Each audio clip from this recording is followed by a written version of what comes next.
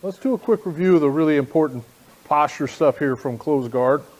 And then we'll end with a little kind of like a self-defense version of this using the same principles. How are you, Rick?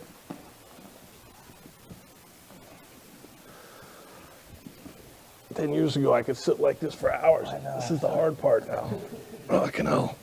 Okay, so knees, right? If my knees are too wide, I have good base this way, but not so good when he pushes and pulls. Right now, I'm worried about him pushing and pulling. So when he pulls, it's going to be easier for him to bring me forward. So I want those knees pointed towards his armpits, right? And then you guys know the critical piece here is the tucking of my tailbone. So I'm rotating my tailbone down, right? And the way you can test that is you just put your hands above your head, pull hard. There's just no way he's going to pull, right?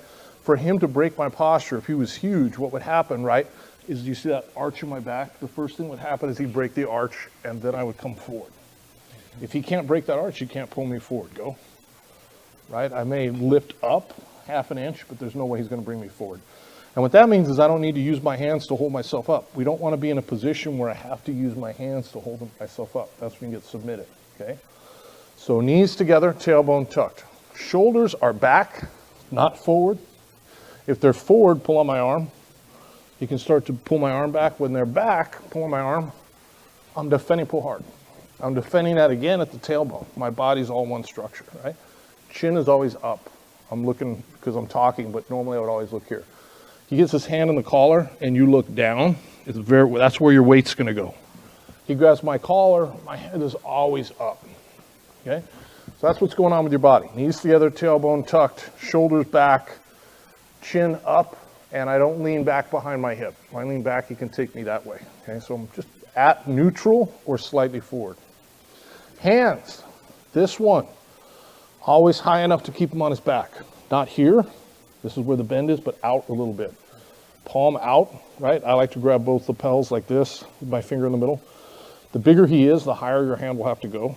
Okay, if he's super big and he goes to sit up, you may have to do that for a minute and then you go back to neutral, okay? But this is here, and I don't put weight on it. There's no weight. Might even float a little bit. If it was no-gi, it's just like this. And when he goes to sit up, I just put him back on his back. Okay, we're here, he goes to sit up, here. That always has to be there. He's gonna wanna strip it, and I have to put another one there because that's what keeps him down. I can hold myself up, pull. This is what keeps him on his back. So he goes, let's go to sit up. No. Right? This one keeps him from climbing. If my elbow's out like this, climb up, and now all of a sudden I'm defending arm locks and stuff. This is always inside. So arm bar, go ahead. That's always there, right? If that's not there, arm bar, and now I have to deal with the arm lock, okay? So knees together, tailbone tuck, shoulders back, elbow slightly out, arm right about the sternum, depending on his size, right? Other hand inside. I like to grab because you don't want to push it between the legs for a triangle. So a hook right here.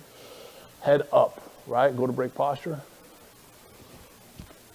Very difficult, right?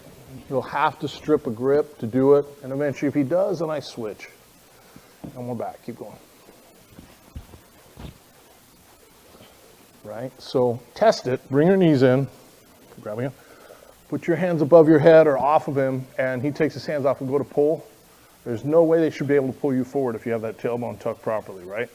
And then when I feel him pull, I'm defending that, not by leaning back, but by tucking my tailbone even more. Go. That's one of the first things I learned in Jiu-Jitsu a long time ago that's from Hickson and that's from Greco. You can get that from Jiu-Jitsu. That's Greco-Roman that he applied to Jiu-Jitsu, okay? So tailbone tucked. Once you got that part, then put your hands back in.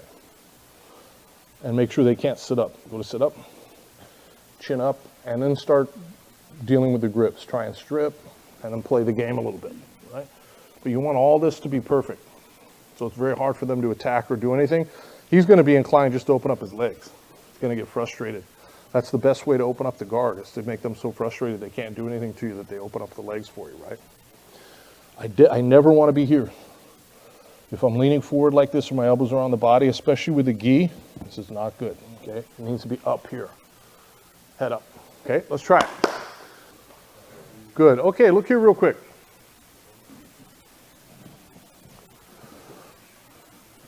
lot of tournament players, what they'll do, right? I'm inside his closed guard. I have good base and posture. Take two hands and just grab this sleeve. It's like this, right? And he'll just wait.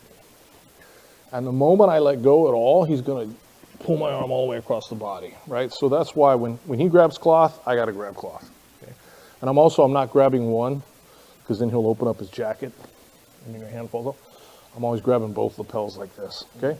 Let's just review the pressures real quick. So the first main one is he's going to pull with his knees, and that's what my tailbone takes care of, right?